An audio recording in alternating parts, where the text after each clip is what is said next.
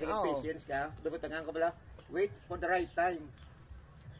Correct. Patience. Ay kung kasi suso ka, kag-right time mo pagsiga, epektibo. Hanggang kay gabi, pagsiga mo. Tiyan mo gani, 30 anyos na, 30 years na ni nga panag-iya ni Mrs. Dina. Yung duta ni, 30 years na.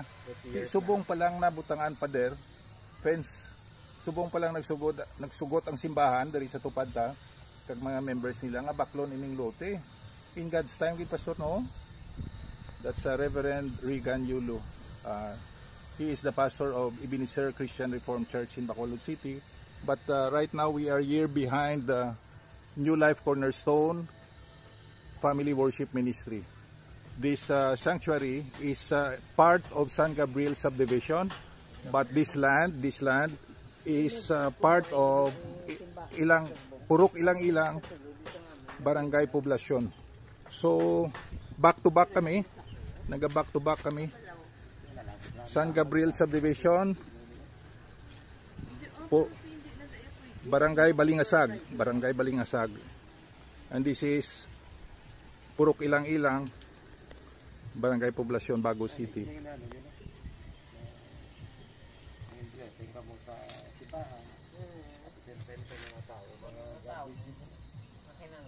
Kaya ang normal nga posiso. iba nga ni pinsan nila muna di apartment.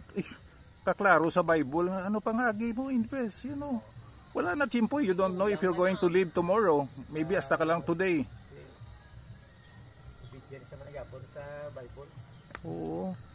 Sometimes denying ourselves for the Oo. sake of Imagine 15 years to pay. invest naman. May edad na ta, ano pa? Invest naman kita more than enough. Mugid Pastor. To be a channel of blessings. Correct. Amo nang gusto sang Ginoo eh. Yagi kada karon accumulate property nga, okay, imo ni mo to dugay-dugay patay ka. So agawan sa inyo mga kabataan. Maginanaway pa mga kabataan nyo sa property nyo.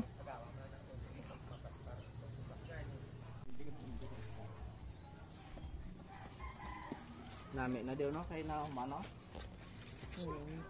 Thank you gid Jason. Jason is our neighbor here. Neighbor man sang simbahan. Jason is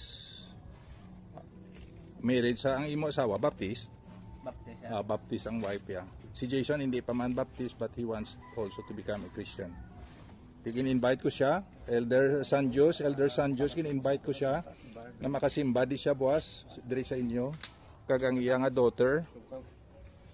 Kapit lang. Si Jason is neighbor ara ang ila balay Ang balay ara aring simbahan. Kaya nga pang inablot ng dala ko sa wife ng bantay. May sugat ko sa Jason is only 35, drive siya sang tricycle, ang iya daughter. bata pa na sa linsang bata. Taga Bakong Maaw sila pero diri na sila gi-star for 6 years. So Elder Sanjos, my good friend and brother in Christ, Elder Sanjos Ganda, please tell your parents nga ginhikot sang Ginoo si Jason. Maybe tomorrow masimba diri sila. Maybe tomorrow. Uli ko naman sa may buwas hapon siguro kay Miss Kuila sa Castellano. Then kailan ay pa? Kailan na siya siguro? Arang ila balay, Elder Sanjos, Elder Christian Rubetti, Deacon Mayet, kabay pa nga ma-welcome yung man si Jason inyo neighbor diri. Hindi sila kalabang before kay may cyclone wire.